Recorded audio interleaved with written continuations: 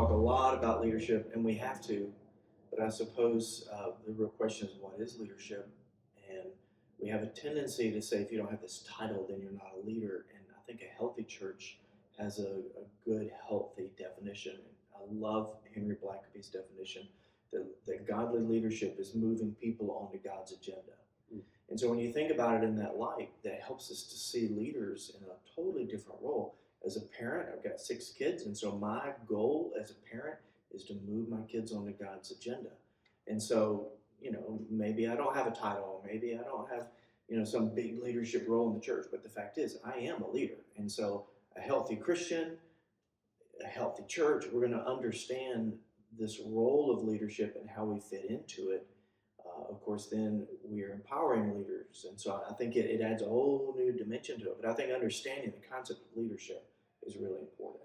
I think moving people into God's agenda, which you're talking about, is a lot about empowering them. And that's one of the 8 quality characteristics of a healthy church, is when the church is able to empower their people to do ministry. Instead of like a whole bunch of people sitting in the pews watching somebody else do ministry, when they're empowered to do ministry, they feel equipped, they feel ready. When they step into ministry, that's the key for church health when it comes to leadership.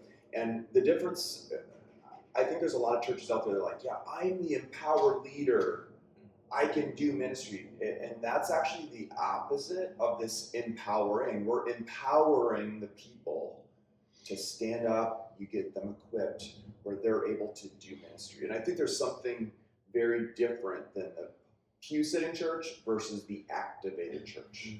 It depends also what country or what culture you are working with.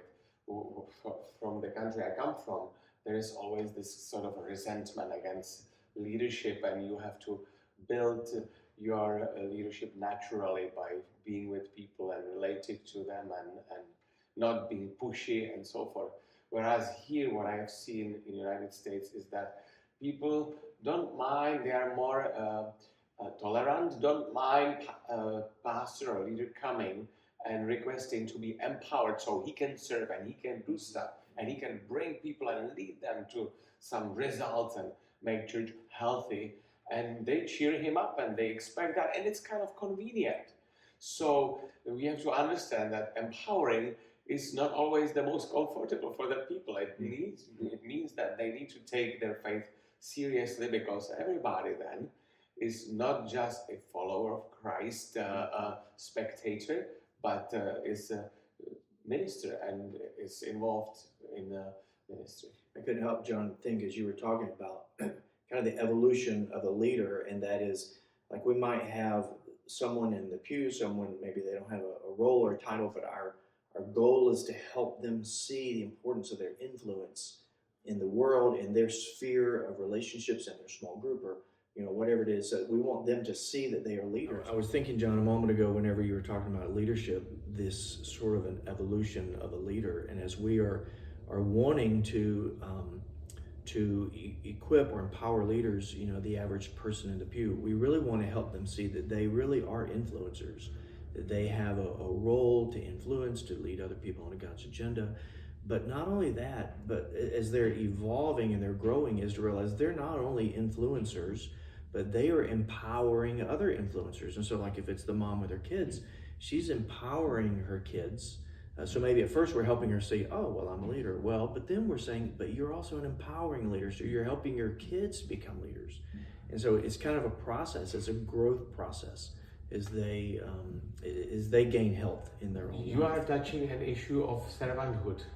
And that's an interesting issue, because just from the data, NCD data, we see that many pastors, when they are self-selecting their leadership style, they choose servant.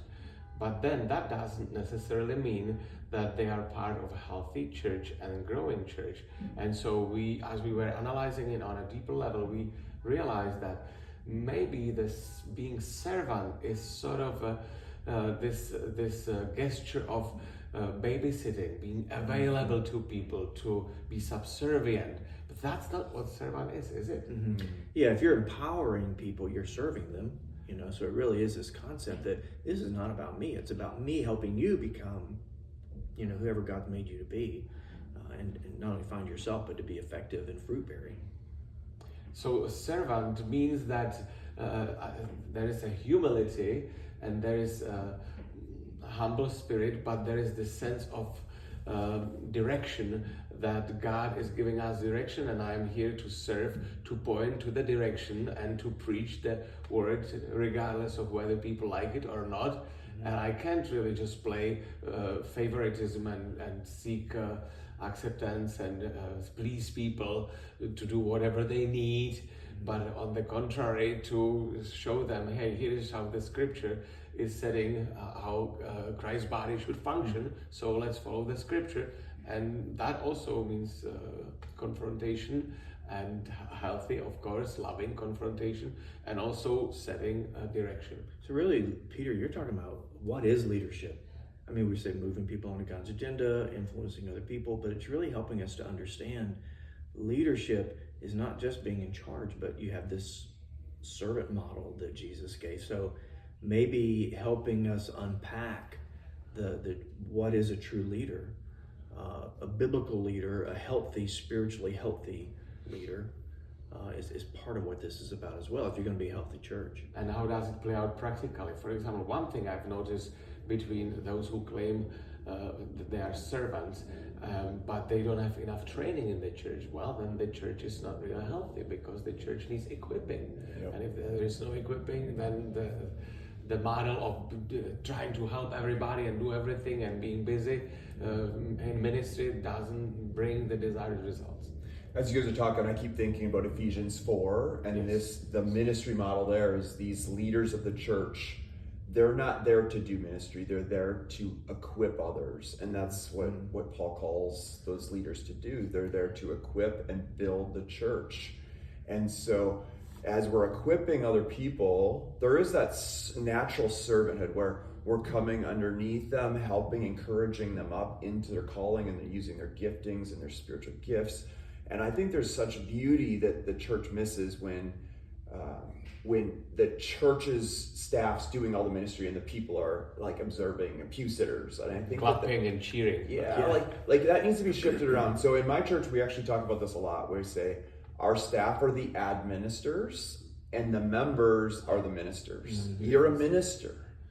And trying to get that into people's minds and hearts ultimately is very difficult, but it's God's model for the church, because we're called as leaders to empower other people to fulfill what God's doing. I always tell our people that if you don't make your unique contribution to the body of Christ, it won't be made. Yeah. And so there's something that God's calling them. And I know that sounds like Rick Warren, but maybe I stole that from him. I was thinking of Rick Warren when he says, every member is a minister. And that is what he does. And there's a reality to that. Yeah. And I think that and I think about the opposite of what an empowering leadership church does. What would the opposite be? It would be it would be unempowering. Yeah, and we've all seen churches where there's not a shared power, where we're not giving away ministry, and it's all kept for a couple people. It's like that dictator model, or that pastor who needs all the attention, all the focus. And the reality is you can only lead so far, at that level. You have got to multiply yourself out. And really our role, the Ephesians 4 role model, is that you are taking the focus from yourself as a leader and you're putting it on others as you equip them to serve. But that requires specific training, and even the pastors needs to be trained to have this mindset, and also character development. Yeah, it's real humility. Yes, many leaders who think that the more education I have, the better character I have. But that might be very misleading, because then there are the self-awareness, emotional awareness, issues that I have inside, or the way I connect with my family, with myself, with the church, whether emotionally, relationally, or spiritually, then also affects the way I can be empowering leader. Mm-hmm. Love it. One more, when we're dealing with this empowering leadership thing, I always think of Jesus and how he did ministry really, really well, right? So he was healthy. He healed the sick. He opened blind eyes, unstopped the ears of the deaf. He would go places and wherever he fed the 5,000, right? So he did ministry really, really well. And Jesus could have kept ministry to himself, but you know what he did? He empowered the 12 disciples and even circles beyond that. Yeah. And as he empowered them, in Luke, he sends them out. Yeah. And he says, go do the kingdom work. Mm-hmm. And I love that model. Like, that should be the model. That should be the MO of the average church. We're willing to equip and send out, and we're empowering the people to do ministry. You know, empowering leadership is not natural, it's supernatural. I mean, our brokenness says, let's draw attention to ourselves. I mean, that's our brokenness. And I think that what we are wanting to encourage churches through natural church development is we want churches to be healthy. And if you're going to be healthy, you've got to be real intentional. One thing is a leader on your own personal development, but then I've got to be intentional on having a strategy to move people onto God's agenda, and part of that agenda is helping them then to move people onto God's agenda. And so I think it's got to be real intentional, or it's not going to happen. Yeah. And also leaders needs to be secure. What I admired about Jesus that you mentioned is that he was confident, he was secure in his relationship with his Father, that he was able to confront lovingly, but confront, not judge. And it's such a subtle nuance of what's the difference between being judgmental and being dictator, and then being afraid to address what needs to be addressed, to point out the direction, and not to be afraid of what people think.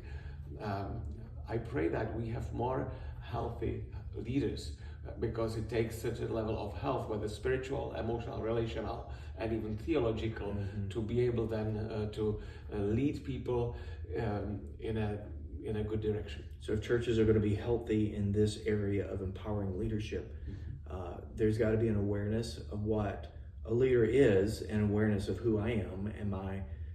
But then also a strategy or a plan to empower leaders, that becomes the culture, and that we're always multiplying ourselves out. And it becomes natural all by itself. Yeah. I love it. Yeah. Go, Peter, That's go. good. Thank you.